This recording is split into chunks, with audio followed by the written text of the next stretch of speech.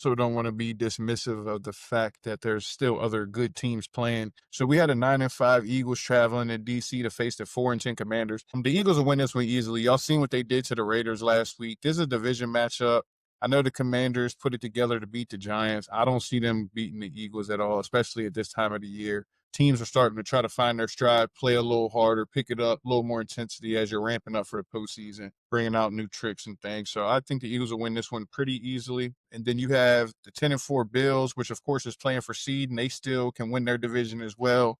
Going to the dog pound to face the 3-11 Browns, which traveled to Chicago last week and got completely embarrassed, hands put on them. So now they come back home in front of their home crowd where they're 10.5-point underdogs. I think the Bills win this one, of course. The thing that's always interesting with Cleveland for me is how good the defense actually is. If Shador doesn't turn the ball over a lot, Judkins takes care of the football, they can move the ball a little bit, and the defense doesn't have to live on the field or live in tough situations from turnovers, it's always intriguing what the Browns defense can do, the havoc they can cause. And then, of course, we got to talk about Myles Garrett being one sack away, right? One sack away. And what better person would it be to get it on one of the best in the league in Josh Allen? So I'm sure he'll be chasing his ass all night. Josh Allen will be trying to get out of there so he can't get the sack on him. But like I said, the Bills should take care of business. James Cook is balling out as well. Second in the league in rushing yards with 1,415 yards, 71 carries. So, yeah, I think the Bills win that one pretty easily. And then you have the 10-4 Chargers traveling to Dallas. Dallas is very good at home. Chargers are finally starting to hit that stride. They started good, hit a rough spot. Now they're playing good again. I think the Chargers will win this one, but of course, Dallas is a team that can come out and put up big points, right? They can come out and make this a shootout, and that's what they have the capability of doing. However, for them, after the unfortunate loss in Minnesota last week, they now have to win out all three of their final games and hope that the Eagles lose, which, as I just told you, I think the Eagles beat the Commanders this weekend, so there's no way that the Cowboys can make the playoffs, in my opinion. But it's never over until it's over. And I expect the Chargers to take care of business in this one. I expect the run game to probably establish and be kind of dominant as they continue to protect Herbert coming back from the hand surgery to play 2-0, two big wins off of it. So I got the Chargers over Cowboys in that one, but that's a game that it can go either way, regardless of what that record says, because of the amount of points that the Dallas Cowboys offense can put up. I mean, Dak threw for 3,931 yards this season with 26 touchdowns and only 10 INTs. And it's crazy because we talked about Rico Dowdle earlier in the segment in that matchup this week against Tampa Bay. But how about the Dallas Cowboys let him go? He had a chip on his shoulder, goes to Carolina and balls out. Denver Broncos let go of Javonte Williams. He goes to Dallas, and he had a chip on his shoulder, and he balls out. He has 230 carries for 1,113 yards on the season this far with 3 weeks to go and 10 touchdowns as well.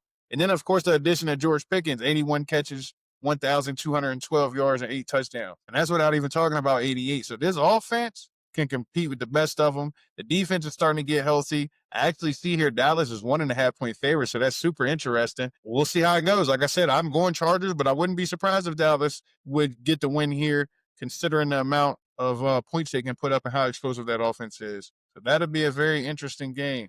And then you had the 6-8 Chiefs, which are 2-12 Titans. Who cares about this game? With all due respect, I'm a Cam Ward fan, but their season's over with. They're not fun to watch. Kansas City, Pat Mahomes, speedy recovery. Obviously got hurt with the season ender last week. So nobody's going to really want to watch them. And on top of that, they got eliminated from playoff contention. So that game is whatever. But the Chiefs, I would think, would win because of their defense just being so good.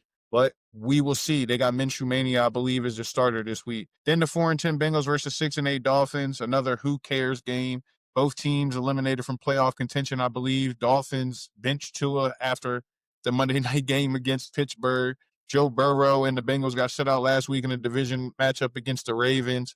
Burrow mentally seems like he might be out of it. Whatever it is, hope he can shake back, man. Hell of a player. Maybe he just needs a fresh start in a new situation. I think the Bengals win this game. I actually think that Burrow comes out and shreds them because of the way they looked last week and all the questions surrounding everything.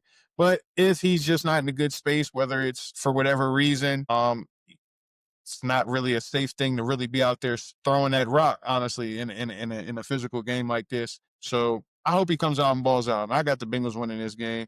And then The 3-11 Jets, 4-10 Saints. Pick who you want to win, right? Like I was about to do this, but you know psychologically how that does you now. You know, you could weigh your options, pick who you flip a coin, who you think's gonna win this game. I'm gonna go Saints at home. Defense actually been pretty good, even against good teams this year. If you go look, offensively, they just don't have much without a quarterback. Big part of the reason the Jets aren't very good either, quarterback. So I'm going Saints to win this matchup at home for sure. I think they'll just take care of business. 6-8 Vikings, 2-12 Giants. I think the Vikings win this game, of course, coming off a big win against the Cowboys last week. Now they travel to MetLife to play the Giants. Giants didn't look too good last week against the Commanders. Um, and at this point, why not play for the number one pick? Nah, we don't condone tanking, neither does the NFL. But on a serious note, I just don't really see them beating a 6-8 Vikings team that actually has the capability of still winning some games. And I don't know if they're completely eliminated from playoff contention or not.